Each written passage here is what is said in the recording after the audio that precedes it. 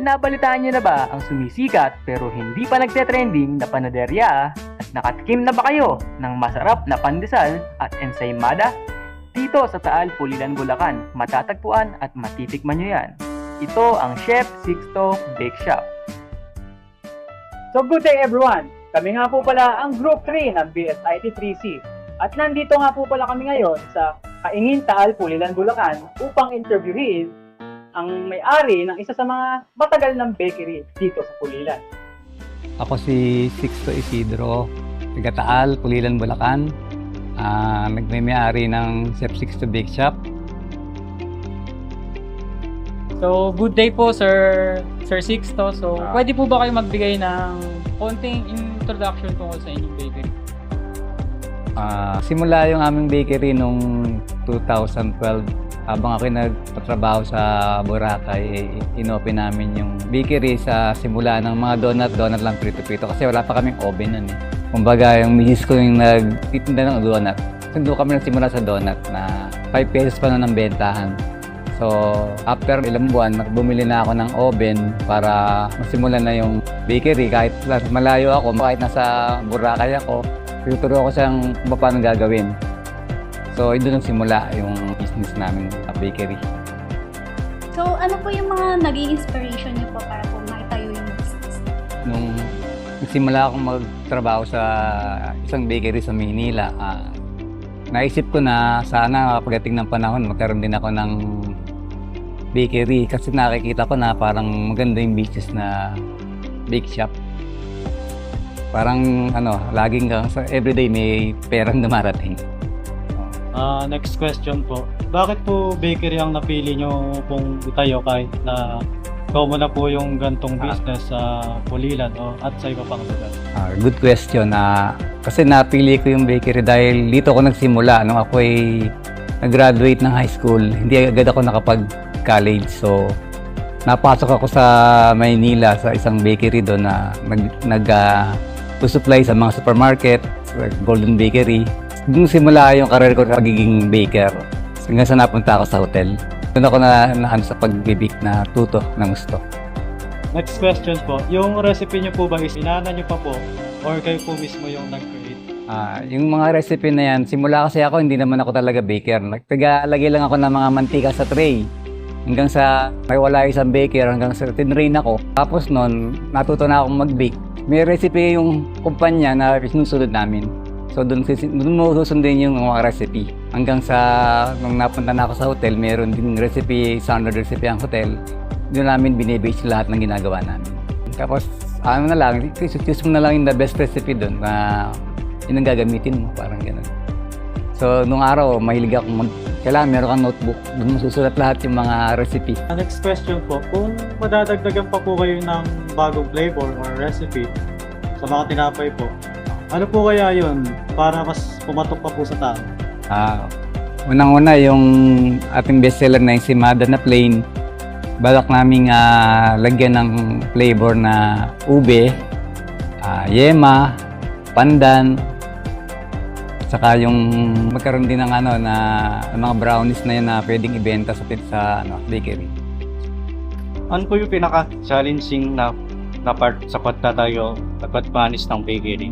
Siyempre, ang challenging dyan, pag hindi mo alam yung business mong pinasok. Tsaka, pag kailangan talaga may puhunan kang sapat na puhunan para masususan mo yung pangangailangan ng isang business. May times po bang lugi ang business? At kung mayroon, paano yun po naayos or nalampasan po yun? Minsan, meron talagang lugi pag medyo matumal ang mga benta ng tinapay. Pero nababawi naman pag may times na malakas na siya. Nung pandemic, ano yung mga nating struggle nyo at paano nyo po ito na-handle? Unang-una ng pandemic, napakahirap lumabas dahil kailangan mo pa ng mga quarantine pass na yan. So, sa awa naman ng Diyos na-survive namin yun dahil kung kailan pa naging pandemic, saka medyo naging mabili yung tinapay ng time na. Mas lalo pang lumakas yung tinapay nun dahil yung mga tao hindi na nakakaalis ng bahay. So, sa tindahan na lang tumatakbo para mamili ng mga tinapay, ng mga goods na kakainin nila sa araw-araw. Kasi nakahirap talaga lumabas nung time na yun. So next question po is, kung may mga staff po kayo, ilan po sila?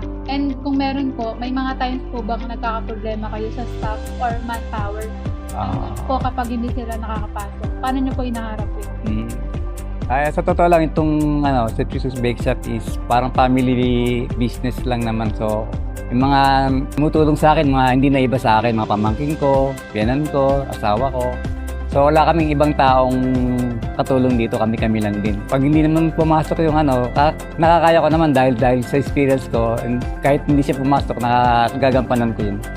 Ano po yung mga masasabi nyong strength and weaknesses ng bakery niyo? Sa strength ng bakery, sasabi ko lang yung panlaban namin dito, yung lasa ng tinapay namin, yung lambot, saka yung sarap. Dito lang matatagpo sa Chef Sixto Bake Shop. Sa weaknesses, kasi yung aming lugar is nasa looban, hindi siya masyadong daanan ng sasakyan. So nagre-relay lang kami sa Facebook, sa mga nag-order. Doon naman kami nakikilala. Doon sila nag-order sa page. So next question po is, paano nyo po sinisigurado na fresh and masarap po yung ginagawa nyo tinapay, and paano nyo po siya pinaprepare? Pinaprepare namin to sa mga first class ingredients, tapos yung ginagawa namin tinapay, yung tama lang sa isang araw na hindi masyadong matitirahan ng tinapay, kaya laging bago araw-araw. So next question po is, ano po yung best seller ninyong tinapay? Yung tipong binabalik-balikan po siya ng mga customer ninyo, and ano po yung price range nila? Unang-una, simula sa umaga ay ang pandesal na laging binabalik-balikan tuwing umaga yan dahil lambot siya at kahit ilang araw pa is hindi siya tumitigas. And then yung mga tinapay na may mga palaman like pandikoko, Spanish bread, cheese bread, and especially yung simada natin, laging binabalikan yan dahil iba raw yung lasa sa kaysa sa ibang bakery. So ito po yung ano po siya, Pandikoko. Ito po is Spanish. Guys, ito ang laki. Hindi katulad ng iba matigas. Saka yung size niya is mga sa ibang bakery maliit. Yung presyo po niya magkano? Ang presyo niya is nag-rate sa 6 pesos. 6 pesos lang po ito. Sa simpandesal, 3 pesos. Ito pong pandiko. 6 pesos din. Lahat ng nito. Yung ensaymada naman po magkano? 25. 150 per box by 6. Mura na siya guys. Mura na kasi sa SM 50. Nakakakita ako doon. So kung may mga tinapay po na hindi nabebenta or malapit ng matira, ano po yung mga ginagawa niyo dito?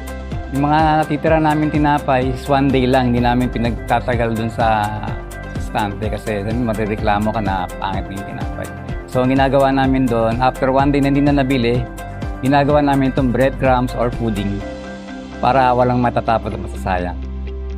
Sumasapat po ba yung kinikita niyo sa bakery sa pang-araw-araw po na pangangailangan niyo? Sumasapat naman kasi meron kamong tindahan na nagiging support. Magkakatulungan yung tindahan sa kayong bakery. Kailan naman po matumal ang benta ng tinapay niyo po? Kunwari po sa tag-init po or tag-ulan? Mas matumal pag tag-init. Kasi pag tag-ulan medyo malamig, maraming nagko-coffee sa silahan ng tinapay. Yan. Masasabi niyo po ba na successful na po ngayon yung business niyo? Sabi ko na medyo okay kaysa before kasi mas nakikilala na siya ngayon kaysa sa dating pagbago pa lang. Ngayon kahit sa iba, pinapadala pa yan sa ibang bansa para pasalubong. Yun. So, as an entrepreneur po, ano po yung mga may advice niyo sa mga may business or yung mga may balak po mag-business in the near future? Sa akin lang yung may advice ko kasi kung ano yung alam mong i-business, yun ang i-business mo. Kasi kung hindi mo alam yung papasukin mong business, hindi ka magtatagumpay kasi wala kang alam. Pag umabsent yung staff mo, hindi mo na alam ang gagawin mo. So, kailangan, kung ano yung papasukin mong business, kaya mong ipatakbo kahit wala yung hindi pumasok yung staff mo, kaya mong itiretso. So, what about naman po dun sa mga gusto mag-business pero natatakot po sila? Tungkol naman dun sa natatakot sila. So, ang importante rin alam mo yung papasukin mo. Pag hindi ka matatakot kung alam mo yung papasukin mong business. So, mag-try ka lang kung talagang ala kang experience doon. So, matututunan mo din naman yun kung talagang yun ang gusto mo. So, Sir Sixto, pwede po ba naming matikman ang inyong bestsellers at tinapay? Oo naman. Katunayan na meron akong naka-prepare na dito. Abot. Okay. Ito, ensimada. Yan. At ito yung mga may mga saring tinapay, mga palamang local bread. So guys, ano pa hinihintay nyo? Pasok na kayo dito at chibugan na. Ulit po, ito po yung special ensaymada ni Sir Chef Sixto. Sixto. Tapos, ito po is yung mahabang Spanish bread. Spanish bread and pan Pan de coco. So, taste test. Guys, ano una gusto nyo unahin? Ensaymada?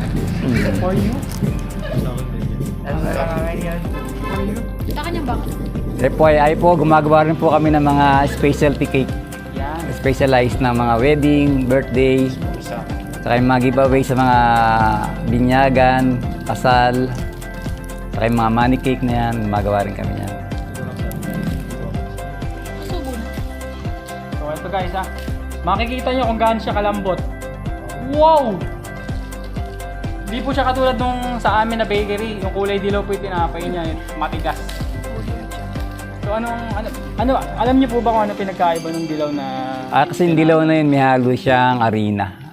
Nahaluan yung margarine ng harina, kaya matigas yung palaman. So ito, pure na margarine saka brown sugar. Ano po yung malambot na texture niya sa loob niya? Yun nga yung margarine saka yung sugar. Brown Iba sugar. po kasi matigas po yung loob niya. Kasi nga yung pinapalaman nila, nilalagay nila ng harina. So pag na-bake yun, matigas. Sarap. Yan. Kuha tayo na. Ulit, Chef Sixto Bake Shop. Meron din po siyang Facebook page at pwede po kayo dun kontakin siya at order po kayo. So dahil po napakabait po ni Sir Sixto at pinakain po kami ng libre, meron din po kami libreng ibibigay sa kanya. Maraming salamat. Meron po na ulam. May ulam na. May ulam na. Baliwag. Baliwag lechong manok. Ligor. So tikman po natin yung ensaymada niyang ayaw magpabukas kasi sobrang sarap. You know how long I've been waiting for this? Woo, I'm about to make a name for myself here. You just make sure people know what happened here today. Yung ensaymada, sinipid sa cheese kasi walang lasa. Saka ang siya mabigat, hindi siya yung hangin. Pag kinagat nyo siya talagang tinapay, hindi hangin yung mga kagat nyo. Siksik. Itong pandiko namin, hindi nyog, buko. Hindi siya yung nyug, kasi yung nyug matigas eh. So, So, tikman din natin tong pandekoko nila. mas nasarapan kami dun sa murang, ay yung buko na makapal na kinayod. Yun o. So hindi siya basta yung kulay puti na yung sa pandekoko. Iba yung kulay niya. Buko siya. Sana nakita nyo. So ayun po. Thank you po Sir Sixto po sa pagpapaunlak po sa amin. Okay. Walang anuman sa inyong lahat. Welcome. Sa uli din po. Okay. Para sa gaganda ng inyong pag-aaral. So, good luck sa inyong course. Lantang ito, inaalay natin sa mga panadero na ang pandesal ay tinatamis. Shout out sa mga panadero. Ako So, ngayon Sir ay Chef. nagtataka. Ang pandesal, iba na ang lasa. Binabago ba nila ang timpla? Ang pangit na makunat pa. Ang pandesal sana'y maalat siya. Yan ang tama at urig na timpla. Pero ngayon matamis na. Ang timplador may mahina na. Sak may kapi parang di bagay siya.